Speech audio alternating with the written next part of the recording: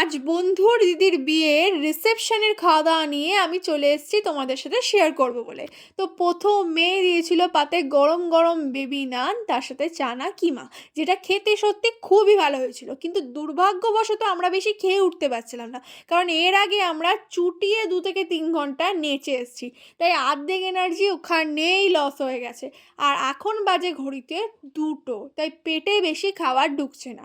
আর তারপরেই দিয়ে দিয়েছিল চিকেন কাটলেট, আর তার সাথে স্যালাড, আর বাসন্তী পোলাও, আর চিকেন কষা, যেটা খেতে খুবই ভালো হয়েছিল। সেই যেটা বললাম, কিন্তু বেশি খেয়ে উঠতে পারছিলাম না। এই নাচার ভিডিও আর কিছু রিসেপশনের রাতের মুহূর্ত ক্লিপ আমি ক্যাপচার করেছি, সেটা আমি তোমাদের সাথে নেক্সট ভিডিওতে শেয়ার করব অবশ্যই। মেন কোর্স বেশি নাই খেতে পারি না কেন, কিন্তু আইসক্রিম স্টল থেকে আইসক্রিম মিস করা যাবে না ভাই। আইসক্রিমটা নিয়ে চললাম বাড়ি।